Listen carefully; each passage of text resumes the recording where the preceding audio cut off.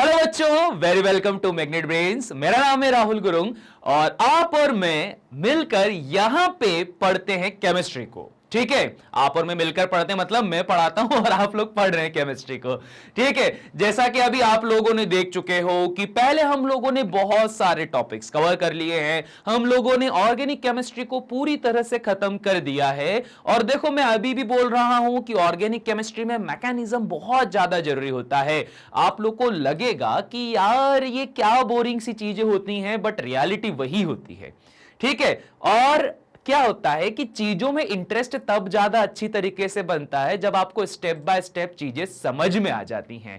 ठीक है, तो वहां पर जरा प्रॉपर वीडियो देखना, वहां पर पूरी स्टेप बाय स्टेप मैंने बताया है कि कोई किसी के साथ में जुड़ता है तो क्यों जुड़ जाता है, और अगर कोई किसी का साथ छोड़ देता है तो क्यों छोड़ देता है। ठीक है, यह सारी कहानी हम लोगों ने देख के रखी हुई है।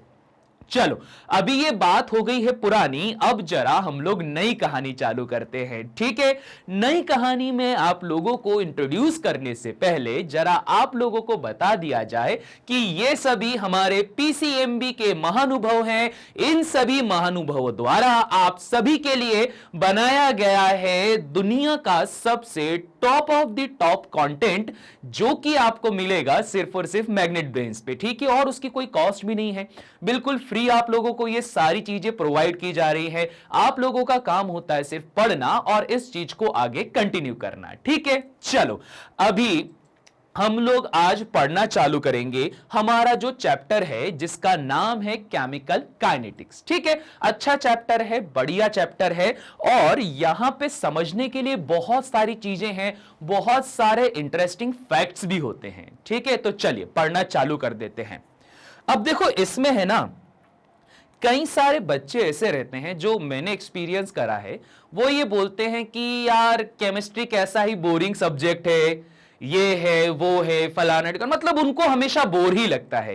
ठीक, क्योंकि यार देखो, कहीं ना कहीं मैं भी इस बात को मानता हूं कि केमिस्ट्री में थोड़ा सा बोरिंग इसलिए ज्यादा हो जाता है क्योंकि हम लोगों को रिजल्ट तुरंत दिखाई नहीं देता। ठीक है, रिजल्ट ऐसा तुरंत नहीं दिखाई देता कि तुरंत की तुरंत ही सारी चीजें हमें समझ में आ जाए या तुरंत कोई चीज आपको हो जाए। जैसे आप बात करते हो फिजिक्स की, मैथमेटिक्स की, बायो की, तो आपको इंस्टेंट रिजल्ट दिखाई देते हैं। ठीक है, बट केमिस्ट्री में जरा इंस्टेंट रिजल्ट नहीं होते हैं, थोड़ा सा उसके लिए पेशेंस रखना पड़ता है, क्योंकि केमिस्ट्री हमेशा उसी की ही स्ट्रांग होती है जो थोड़ा सा पेशेंस रखेगा, कंटिन्यूअसली इस चीज को आगे फॉलो करेगा। और एक बार अगर ये चीज आपने एक्सेप्ट कर ली कि आप पेशेंस के साथ इसे पढ़ोगे, तो ध्यान रखना ये फॉर लॉन्ग टाइम आपको बहुत ज्यादा हेल्प करने वाली है। ठीक है, क्योंकि मैं हमेशा से यही बोलता हूं कि दुनिया में केमिस्ट्री ही एक ऐसा सब्जेक्ट है जो आपके सपनों को साकार कर सकता है। ठीक है, आप बहुत सारी चीजें सोच सकते हो, ये करना है, वो करना है, ये मशीन बनाना है, वो दवाई बनाना है, ये करना है, वो मत दुनिया जहान की आप चीजें सोच लो, बट कभी भी आप लोगों ने एक बात पे फोकस करा होगा कि जो लीस्ट नोन चीज होती है। लीस्ट नोन चीज मतलब क्या? जैसे कि आप सिंपल सा बात करते हो कि यार देखो, केमिस्ट का नाम इतना आगे नहीं आ पाता है, बट बिना केमिस्ट के पता है एक भी चीज नहीं बन पाएगी।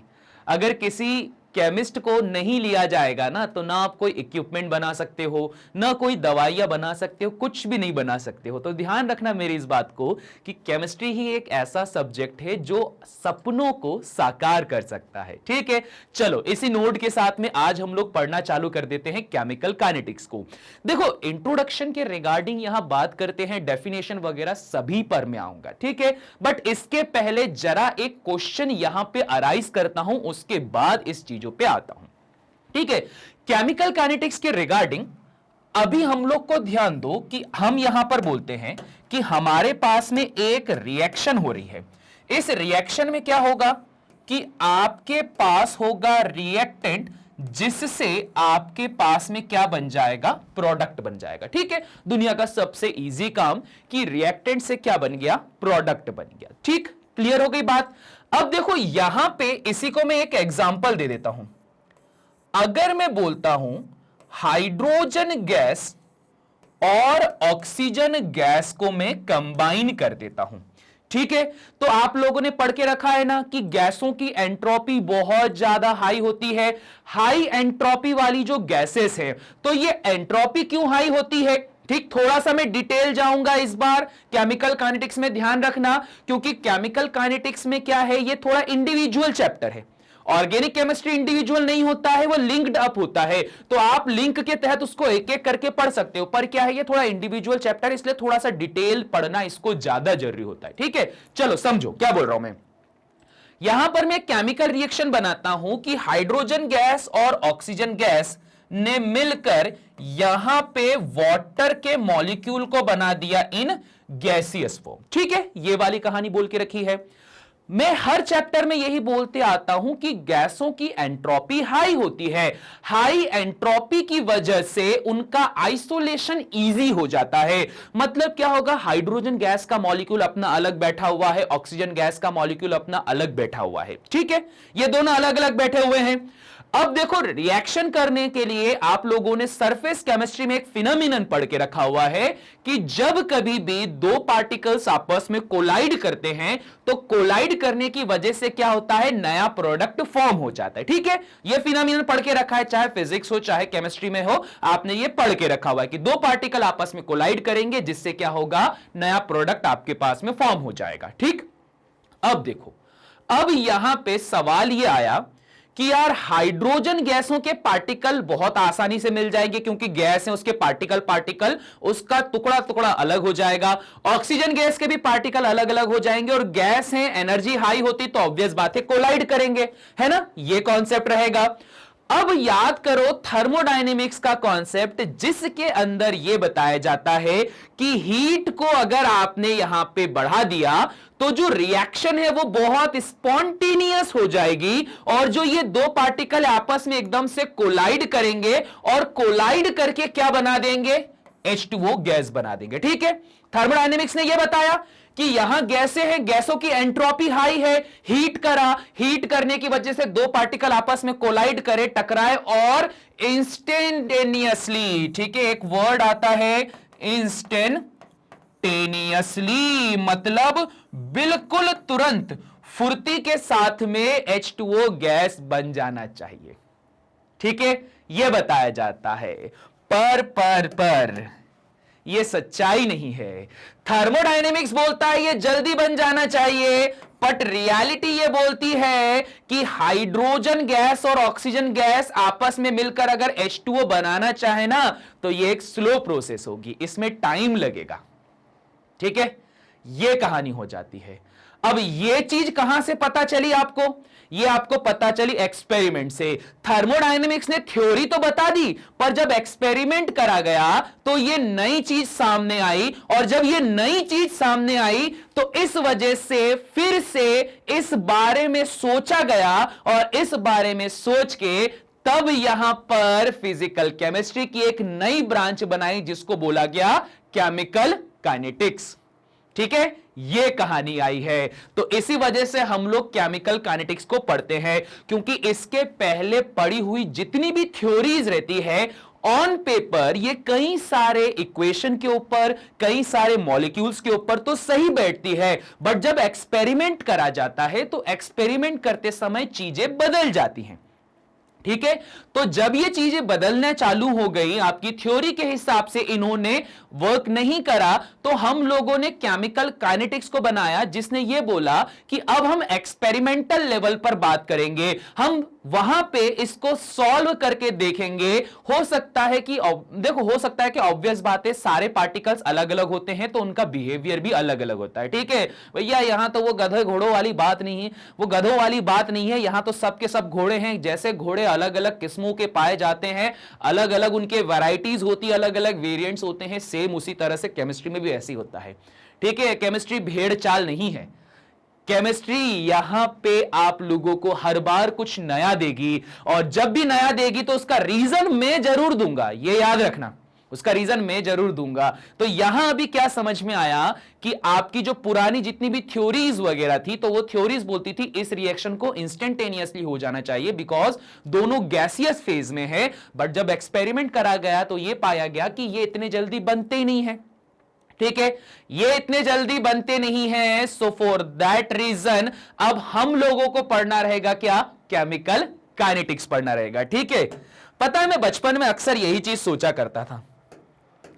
मैं यही सोचता था कि इतना वो दिखाते हैं कि यार ये बंदा जो है वहां जाके फंस गया, इधर जाके फंस गया बिल्कुल जंगलों में जहां उसको खाने को नहीं है, या कोई एस्ट्रोनॉट्स वगैरह दूसरे जगह पर फंस गए तो यार वहां पे ऐसा वैसा। तो मैं ये सोचता था कि यार अपना ऑक्सीजन गैस लेकर जाओ, हाइड्रोजन गैस लेकर जाओ, दोनों को मिक्स कर दो, पानी बनाओ, बढ़िया गुड गुड करके पी डालो। बट रियलिटी वैसे नहीं होती। रियलिटी में आपको समझा दिया गया ना, चीजें ऐसी नहीं होती हैं।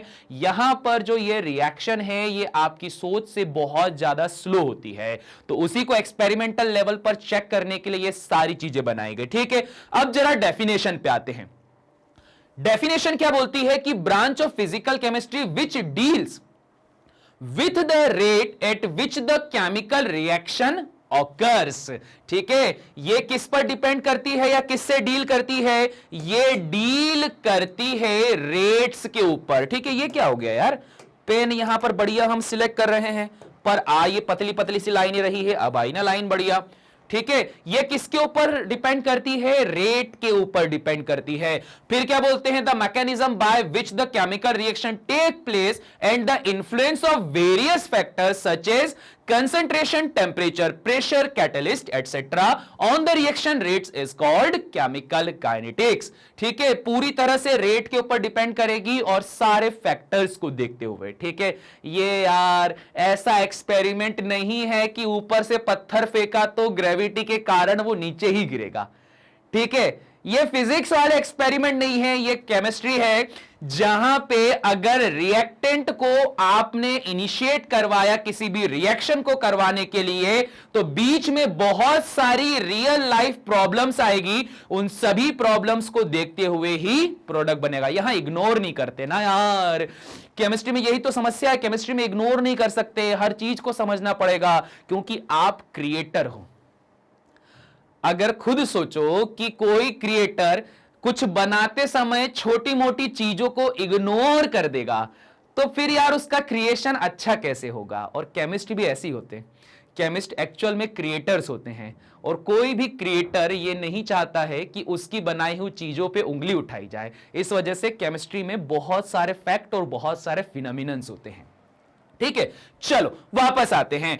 जो कोई भी मैकेनिज्म फॉलो किया जा रहा है उसकी रेट को चेक करना। हम ऊपर से देखकर बात नहीं करते हैं कि भाई ये वाली देखो, मुझे कार परचेस करनी है, बोले ये कंपनी अच्छी है, वो कंपनी अच्छी, इसका नाम अच्छा है, उसका नाम अच्छा है, ये खरीद लो। ना ना ना ना ना, यहां पर हम क्या चेक करेंगे कि उसकी रियल परफॉर्मेंस क्या है। तो केमिकल काइनेटिक्स भी आपको इसी तरह से मिलेगा कि फिजिकल केमिस्ट्री की वो ब्रांच जो कि डील करती है rate at which chemical reaction occurs, उस रेट पर डील करती है, उस रेट के बारे में बात करती है जहां से केमिकल रिएक्शन होती है। और उस रिएक्शन के रेट पे भी आपको यह देखना है कि उसका मैकेनिज्म क्या है। गाड़ी चल रही है तो बोले गाड़ी की परफॉर्मेंस तो अच्छी है, पर मुझे यह भी चेक करना है कि उसकी परफॉर्मेंस कहां अच्छी है।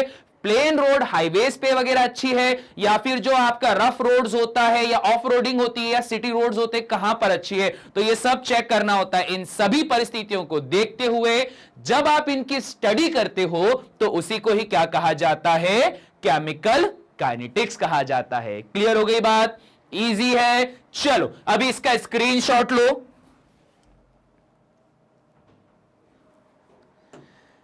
ठीक है, चलिए अब बात करते हैं थोड़ा सा आगे, types of chemical reaction. Chemical kinetics के अकॉर्डिंग जो इसके टाइप्स होते हैं वो कौन कौन से होते हैं जरा समझ लेते हैं।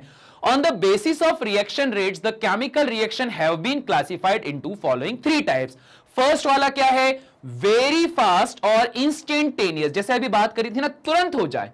बस आपने क्या करा कि दोनों को मिक्स करा, रिएक्टेंट्स, दो रिएक्टेंट सपोज आपके पास, दोनों को मिक्स करा और इंस्टेंटेंटली क्या हो जाएगा, प्रोडक्ट बन जाएगा।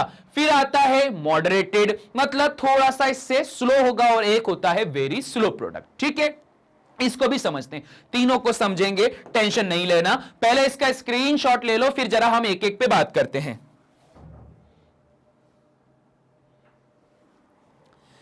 ठीक है, चलो अगला हमारे पास में सबसे पहले क्या है, वेरी फास्ट और इंस्टेंटेनियस रिएक्शन। वेरी फास्ट और इंस्टेंटेनियस का मतलब क्या, इंस्टेंटेनियस का मतलब होता है तुरंत, जस्ट उसी टाइम पर अगर कोई केमिकल रिएक्शन फटाक से हो जाए तो वो क्या कहलाती है, इंस्टेंटेनियस रेट ऑफ रिएक्शन कहलाती है। ठीक है, और ये जो रिएक्शन है बहुत फास्ट होती है। अब देखो डेफिनेशन क्या बोलता है, the reactions occurs at very fast rate, generally these reaction involves ionic species and known as ionic reaction. It is almost impossible to determine the rate of this reaction.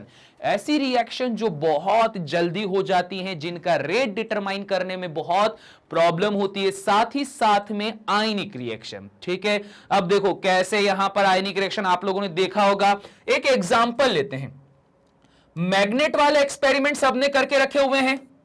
North pole और south pole को जैसे थोड़ा पास लेकर आते हो तो आपकी आंखों से देखने से पहले ही वो तुरंत क्या करते हैं, एक दूसरे के साथ में चिपक जाते हैं। सेम उसी तरह से अगर मैं बात करता हूं कोई अपोजिट पोल्स वाले रहे, अपोजिट पोल्स मतलब एक हो गया आपके पास में पॉजिटिव, एक हो गया है आपके पास में नेगेटिव। जैसे ही पॉजिटिव और नेगेटिव वाले आप पास पास लेकर आओगे तो ये तुरंत एक दूसरे के साथ में रिएक्शन कर लेंगे, एक दूसरे की तरफ अट्रैक्ट हो जाएंगे। और उसका रीजन क्या होगा, उसका रीजन हो जाएगा इलेक्ट्रोस्टैटिक फोर्स। अब ये प्लस माइनस को क्या बोल दिया मैंने, प्लस वाले होते हैं आपके पास में केटायन और माइनस वाले होते हैं आपके पास में एनायन। केटायन एनायन की कहानी क्या होती है, अगर याद करने में अभी भी दिक्कत होती है तो याद कैसे रखोगे, a negative ion is known as anion. क्या बोला मैंने, a negative ion is known as anion. दो बार रिपीट कर लेना, बढ़िया याद हो जाएगा। A negative ion is anion, a negative ion is anion. ठीक है, तो ये केटायन और एनायन की कहानी हो जाती है। अब देखो वेरी फास्ट और इंस्टेंटेनियस में ऐसे ही होता है, जब अपोजिट पोल्स वाले आयनिक कंपाउंड आपस में आमने सामने आते हैं, आयनिक कंपाउंड बोल रहा हूं, दो आयंस आमने सामने आते हैं तो वो बहुत जल्दी एक दूसरे के साथ कोलाइड करते हैं। और जब जल्दी से कोलाइड करेंगे तो रिएक्शन क्या होती है, बहुत ज्यादा फास्ट हो जाती है। और इतनी फास्ट हो जाती है कि हम इसे डिटरमाइन नहीं कर सकते, हम पता ही नहीं कर सकते हैं। ठीक है, यह कहानी होती है। ठीक, अब जरा इस चीज को समझते हैं, क्योंकि अक्सर मैं भी जब छोटा था ना, तो मेरे सामने भी जब ये पहली बार चैप्टर आया था तो मुझे यही था कि यार अगर यहां पे ये बात करते हैं कि अगर यहां पर मैं सिंपली आपसे बात करता हूं कि कोई रिएक्शन फास्ट है तो बात करते हैं कितनी फास्ट है, कुछ तो यहां पर लिमिट होगी ना। ठीक, तो यहां पर भी ऐसा कुछ लिमिट होता है, ध्यान रखना जरा अच्छे से। अगर कोई रिएक्शन 10⁻⁻⁻⁶ सेकेंड से भी कम समय में हो जाए तो वो क्या कहलाती है हमारे पास में, वेरी फास्ट या इंस्टेंटेनियस रिएक्शन। अब अगर 10⁻⁻⁶ देखने में आपको इतना कोई छोटी वैल्यू नहीं लगती है तो जरा ये देखना, 10⁻⁻⁶ क्या हो जाएगा, 1 2 3 4 5 6 सेकेंड्स। ठीक है, ये कहानी हो जाएगी। और अगर ये वाली वैल्यू ऐसी आती है तो अगर मैंने यहां से पॉइंट हटाया और 0 बढ़ाया तो 1 2 3 4 5, ठीक है, क्या हो गया, कम कर रहे हैं, 1 2 3 4 5 6, 1 2 3 4 5 6। ठीक है, मतलब 1 सेकंड के आपने यहां पे कितने हिस्से कर दिए, ये देखो इतने सारे टुकड़े कर दिए। और अगर आपको एक फैक्चुअल बात बताऊं तो जो हमारी आंखें होती हैं वो 0.6 बोल रहा हूं, 6 मिली सेकेंड, हमारी आंखें जो होती है ना वो 6 मिली सेकेंड तक की चीजों को देख सकती है। मतलब जो चेंज होता है ना, फ्रेम रेट जो चेंज होता है या कोई चीजों में जो चेंज होता है, तो हमारी आंखें इतने टाइमिंग तक के चेंज को ऑब्जर्व कर सकती हैं। जबकि देखो मिली मतलब क्या है, डेसी सेंटीमिली, तो डेसी सेंटीमिली में क्या होगा, 0.006 सेकेंड। अगर कोई इतने समय में घटना हमारे सामने घट रही तो हमारी आंखें इतनी कैपेबल है कि इसको देख सकती है। पर ये कितना हो गया, 0.00001। और बाप रे, इतनी कम वैल्यू हो गई। तो जब कभी भी कोई रिएक्शन इससे कम समय में हो जाती है तो उसको क्या कहा जाता है? वेरी फास्ट रिएक्शन कहा जाता है, और इसको डिटरमाइन करना लगभग इम्पॉसिबल है। ठीक है, इसलिए इसको इंस्टेंटेनियस रेट भी कहा जाता है, तुरंत ये आपस में आके मिल जाते हैं। ठीक है, एग्जाम्पल के तौर पे एग्जाम्पल देके रखा है, सिल्वर नाइट्रेट AgNO3 जब सोडियम क्लोराइड NaCl के साथ रिएक्शन करता है तो silver chloride plus sodium nitrate बनाता है, NaNO3 बनाता है। अब ये कहानी भी बड़ी आसान है। क्यों आसान है? आप सभी को पता है सिल्वर क्या है? एक मेटल है। मेटल का नेचर कैसा होता है? इलेक्ट्रोपॉजिटिव। तो ये है Ag पॉजिटिव, ये है NO3 नेगेटिव। NaCl की बात की जाए, ये है Na पॉजिटिव, ये है Cl नेगेटिव। ठीक है, ये कहानी होती है। अब बात यहां पर यह आती कि सर जब ये भी पॉजिटिव नेगेटिव अपने आराम से अच्छे से जुड़े हुए हैं, ये भी पॉजिटिव नेगेटिव अपने आराम से अच्छे से जुड़े हुए हैं, तो सर इनको ऐसी क्या मौत आ गई कि सिल्वर ने क्लोरीन के साथ मिलकर सिल्वर क्लोराइड बना दिया, और नाइट्रेट ने नाइट्रेट क्या करता है यहां पे? सोडियम के साथ रिएक्शन करके सोडियम नाइट्रेट बना देता है।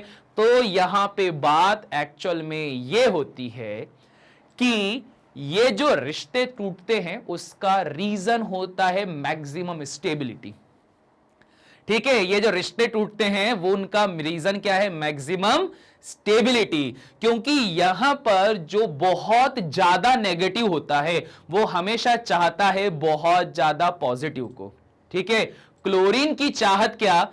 क्लोरीन की चाहत है सिल्वर, क्योंकि सिल्वर के पास पॉजिटिविटी ज्यादा है, इस वजह से क्या बनाता है वो? सिल्वर क्लोराइड बनाता है। सेम सोडियम क्लोराइड के रिगार्डिंग भी कहानी यही आ जाती है, और इस पे भी फिर बात वही मॉलिक्यूलर ऑर्बिटल थ्योरी पर ही जाके रुकती है। अरे यार, यहां पर भी बात मॉलिक्यूलर ऑर्बिटल थ्योरी पर जाके रुकेगी, क्योंकि यहां पर जब आप नए मॉलिक्यूलर ऑर्बिटल का फॉर्मेशन करोगे ना, तो वहां पर भी एनर्जी की जो स्टेबिलिटी होगी वो आपको सिल्वर क्लोराइड में ज्यादा दिखाई देगी। ठीक है, वो होता है ना यार डिफरेंस, कि अगर आपके पास में एक बहुत पैसे वाला है और एक कम पैसे वाले हैं, तो इन दोनों के बीच में क्या होता है कि जो दोस्ती यारी होती ना, जरा ज्यादा ही घनिष्ठता वाली हो जाती है।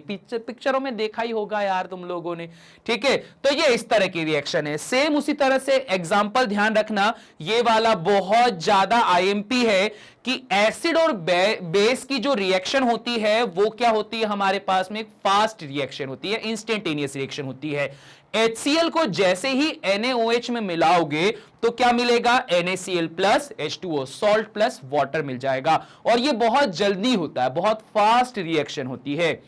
ठीक, तो ध्यान रखना, कोई भी पूछे तो वेरी फास्ट रिएक्शन या इंस्टेंटेनियस रिएक्शन मतलब क्या? तो फास्ट रिएक्शन या इंस्टेंटेनियस रिएक्शन का मतलब होता है ऐसी केमिकल रिएक्शन जो कि बहुत जल्दी हो जाए, और साथ ही साथ में इसमें टाइमिंग भी मैंने मेंशन कर ही दिया, आप नहीं पता कर सकते हो, पर एक डेफिनेट वैल्यू देके रखी हुई है कि जो रिएक्शन 10⁻⁻⁶ सेकंड या उससे कम समय में हो जाए तो वो क्या कहलाती? वेरी फास्ट रिएक्शन, और हम नहीं देख पाते हैं यार इस रिएक्शन को। ठीक है, चलो अब जरा इसका स्क्रीनशॉट लो। ठीक, चलिए इसे भी इरेज कर देते हैं, बढ़ते हैं आगे। वेरी इंस्टेंटेनियस तो देख लिया, अब होता है moderated rate of reaction. Moderated का मतलब क्या होता है कि यार एक रिएक्शन इतनी फास्ट हो रही थी जो हमें दिखाई ही नहीं दे रही थी, बट अब जो ये रिएक्शन होगी ये हमें इजीली दिखाई भी देगी, इसमें जो चेंजेस हो रहे हैं, साथ ही साथ में ये जो चेंजेस होंगे वो मेजरेबल होंगे। तभी क्या लिख के रखा हुआ है? These reactions proceed with a measurable rates at normal temperature, and it is these reaction are studied in chemical kinetics। ध्यान रखना, केमिकल काइनेटिक्स के अंदर हम कौन सी रिएक्शन पढ़ते हैं? मॉडरेटेड रिएक्शंस को पढ़ते हैं। ठीक है, जरा स्टार अच्छे से बना ले यार, ये क्या है आपके पास में? आईएमपी। हम मॉडरेटेड रेट ऑफ रिएक्शंस को पढ़ते हैं केमिकल काइनेटिक्स के अंदर, और यहां पे बात क्या बोल के रखी हुई है कि mostly this reactions are molecular in nature. जो मॉलिक्यूलर रिएक्शंस होती हैं, मॉलिक्यूलर रिएक्शन देखो दिखाई दे रहा है, जैसे आपके पास में 2 मोल्स ऑफ पेरोक्साइड देके रखा हुआ है, तो ये किस में कन्वर्ट हो रहा है? H2O प्लस O2 में। मतलब ये कौन सी रिएक्शन है? डीकंपोजिशन। सेम यहां पे भी डीकंपोजिशन है N2O5 का, जो कि डीकंपोज होता है N2O4 प्लस O2 में। ठीक है, ऐसी कुछ कहानी होती है।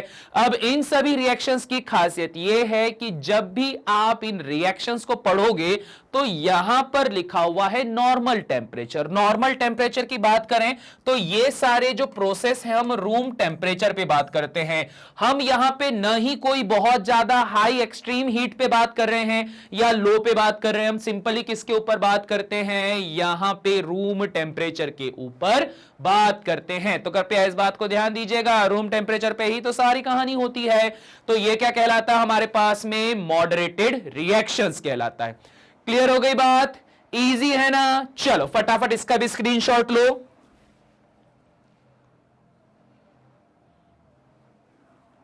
ठीक है, चलो इरेज कर देते हैं। अब देखो अगला वाला है वेरी स्लो रिएक्शन। जो रिएक्शंस क्या होती हैं? बहुत ही ज्यादा स्लो होती हैं।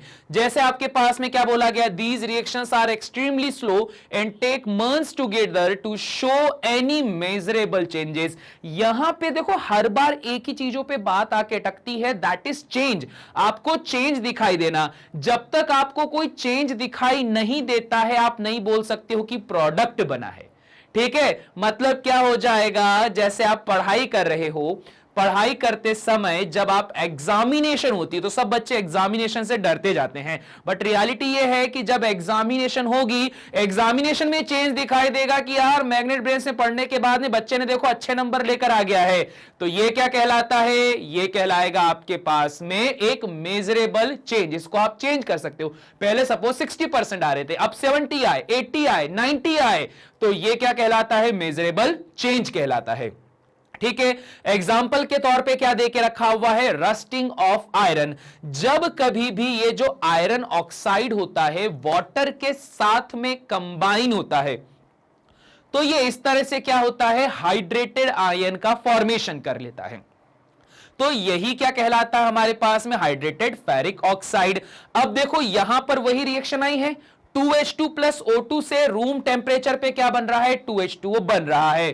पर कृपया इस बात को ध्यान दें कि ये रिएक्शन इंस्टेंटेनियस नहीं होती, इसको टाइम लगता है यार। थर्मोडायनेमिक्स तो बोलता है कि हां थियोरेटिकली जल्दी जल्दी हो जाएगी, बट रियलिटी में ये इतने जल्दी नहीं हो पाती है। ठीक है, तो ये क्या कहलाती है हमारे पास में? Very slow. ठीक है, वेरी स्लो रिएक्शन कहलाती है। और हमेशा इस बात को ध्यान दीजिएगा कि जो आपके पास में स्लो प्रोसेस होती है वो बहुत ज्यादा लॉन्ग टाइम के लिए आपके पास में बनती हैं।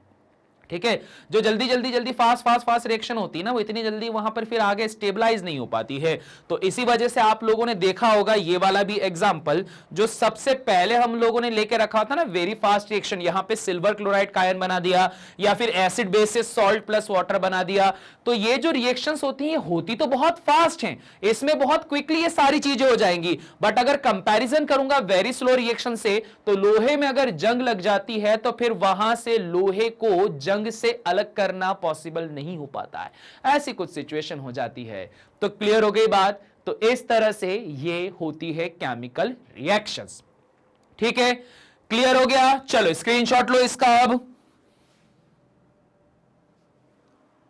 ठीक, तो हम लोगों ने आज देख लिया कि केमिकल काइनेटिक्स में क्यों यहां पर क्या बोल रहा हूं मैं, केमिकल काइनेटिक्स को क्यों पढ़ा जाता है या फिर क्यों इसकी जरूरत पड़ी है केमिस्ट्री के अंदर। साथ ही साथ हम लोगों ने देखा कि जिस केमिकल रिएक्शन की हम बात करते हैं, तो जो केमिकल काइनेटिक्स है वो तो रेट ऑफ चेंज के बारे में बात करता है।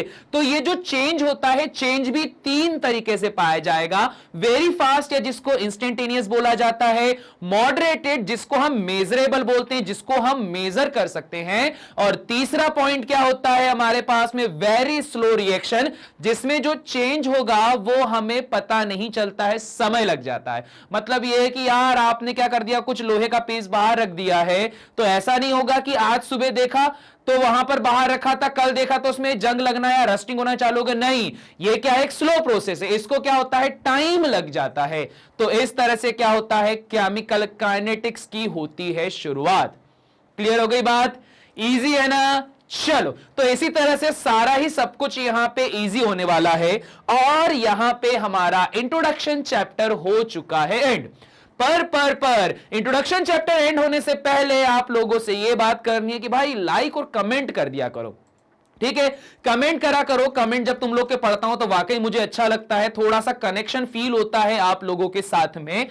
और अगर आप लोग यहां कमेंट कर चुके हो अभी तक तो जल्दी से जाओ magnetbrains.com की ऑफिशियल साइट पे खुद को करो रजिस्टर, और यहां भी आपको जो भी वीडियोस मिलेंगे सारे के सारे 100% होने वाले हैं फ्री, ठीक है? बिल्कुल फ्री ऑफ कॉस्ट होते हैं यहां पे सारे वीडियो। अब जैसे आप यहां पे जाओगे क्लास 12 को सिलेक्ट करोगे तो वो सभी फैकल्टीज जो क्लास 12 के रिगार्डिंग यहां पे लेक्चर्स बनाते हैं वो आपको यहां दिख जाएंगे। सिंपली करना क्या है, आपको वॉच नाउ पे जाके करना है क्लिक। वॉच नाउ पे जब आप क्लिक करोगे ना तो आपको यहां पे क्या मिल जाएगा, आपको यहां पे क्लास 12 ऑर्गेनिक केमिस्ट्री जैसे ये बता के रखा हुआ है। तो यहां पे आपको सबसे पहले फुल चैप्टर वीडियोस पे जाना है, फिर एनसीईआरटी सॉल्यूशन पे जाना है, वन शॉट रिवीजन पे जाना है, देन उसके बाद में जाना है एमसीक्यूज के ऊपर। जब इतना सारा काम कर लोगे ना तो बस यहां ध्यान रखो नंबर तो कहीं नहीं गए, बढ़िया से नंबर आने वाले हैं आप सभी को, ठीक है? और एंड में अब बस मैं यही बोलूंगा कि अगर अभी तक लाइक नहीं करा है तो फटाफट से लाइक कर दो, नए सब्सक्राइबर कर दो सब्सक्राइब। और जैसा कि मैं हर बार बोलता हूं कि मैग्नेट ब्रेन्स एक रीएजेंट की तरह काम करता है, तो चाहते हो लाइफ में एक स्टेबल प्रोडक्ट बनना तो क्या करोगे, इस वीडियो के कर दोगे शेयर ताकि आप और आपके दोस्त दोनों ही क्या हो सके, एक स्टेबल प्रोडक्ट बन सके। तो बस इसी नोट के साथ में अब इस लेक्चर को करता हूं मैं एंड। मिलते हैं आप सभी से अगले लेक्चर में, तब तक के लिए सभी को टाटा बाय बाय।